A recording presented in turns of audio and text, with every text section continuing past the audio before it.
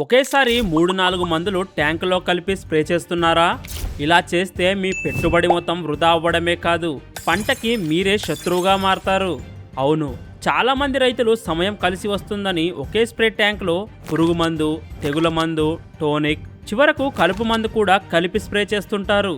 అయితే ఇలా వేర్వేరు రసాయనాలు ఒకే చోట కలిసినప్పుడు పాలు విరిగిపోయినట్లు మందు రసాయనికంగా విరిగిపోతుంది. దానివల్ల మందు పవర్ పూర్తిగా తగ్గిపోయి చేనులో తెగులు తగ్గదు, పురుగు చావదు.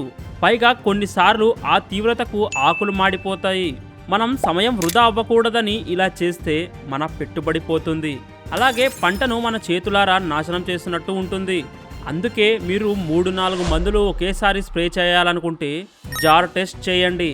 ఒక చిన్న ప్లాస్టిక్ సీసాలో కొద్దిగా నీళ్లు తీసుకొని మీరు కలపాలనుకునే మందులు కొద్ది కొద్దిగా వేసి కలపండి.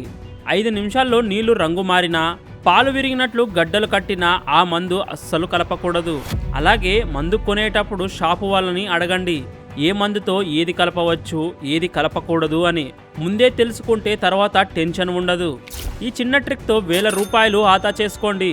ఈ ఉపయోగకరమైన విషయాన్ని ప్రతి రైతుకు షేర్ చేయండి.